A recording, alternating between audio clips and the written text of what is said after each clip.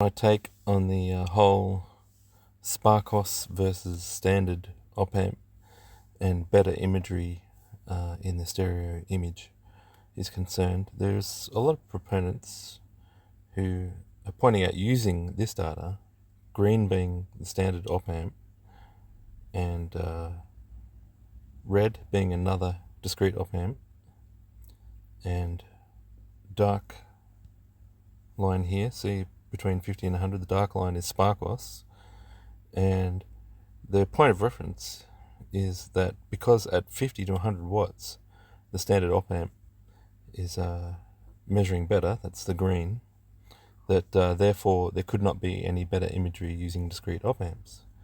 But I would argue that maybe the imagery is below 20 watts.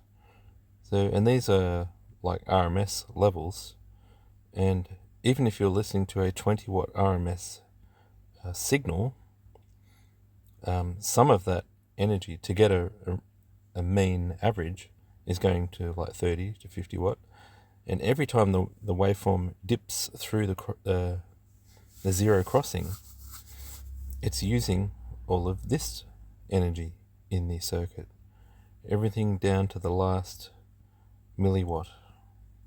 So to get your RMS of 20 or even 100, the data in the signal still travels through all of these other power levels through the zero crossing. And if we look here, the standard op amp is the worst performer all the way up to 20 watts, and the sonic imagery is perhaps the best in the red, and the Sparkos is just dipping in between the two.